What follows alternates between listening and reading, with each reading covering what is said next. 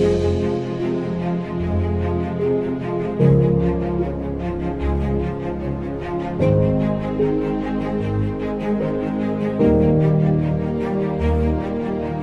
Jagananna colony అన్నమాట.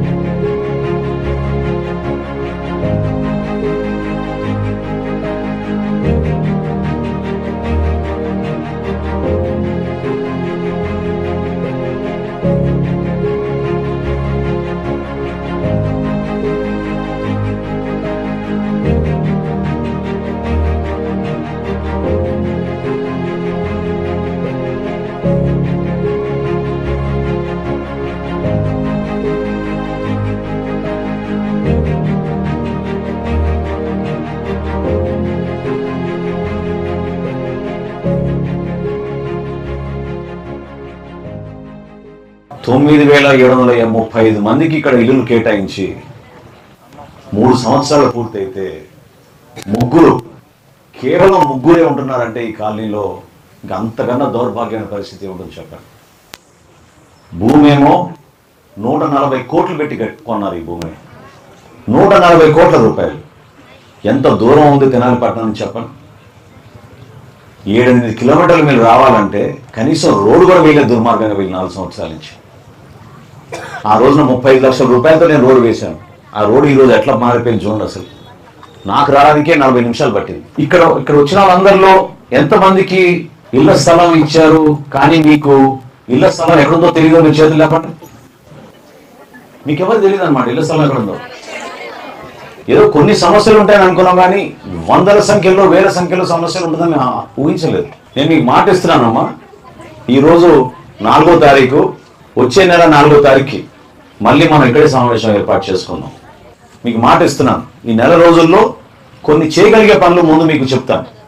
ఒకటేంటంటే మీ plot ఎక్కడుందో మీకు 100% మిమ్మల్ని తీసుకెళ్లి చూపించే బాధ్యత ఈ అధికారులది, హౌసింగ్ డిపార్ట్మెంట్ నుంచి ఎట్టి పరిస్థితిలో చూపిస్తారు.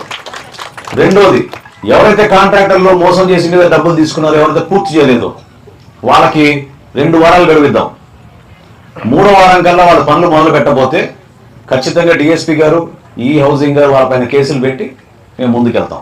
3వ అంశం, దీంతో పాటు మేము చేయాల్సింది ఏంటంటే, ఇప్పుడే మన పబ్లిక్ హెల్త్ వాళ్ళు చెప్పారు, ఖచ్చితంగా ఈ కాలనీని ఆదర్శవంతమైన కాలనీగా మార్చుతాం. అందులో ప్రధానమైన సమస్య ఏంటంటే, మనం రక్షిత మంచినీటి పథకం తీసుకురావాలి.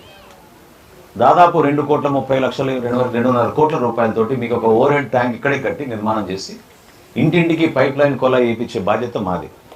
సో ప్రతి ఇంటికి కూడా, ఈ కాలనీలో ప్రతి ఇంటికి రక్షిత మంచినీటి పథకం ద్వారా మీకు మంచినీరు అందేటట్టు ముందుగా మేము ఆ పనులు కూడా మొదలు పెడతాం. 140 కోట్ల రూపాయలు పెట్టి ఈ భూములు కొని ఎవరి లాభం కోసం అది మీకు తెలుసు.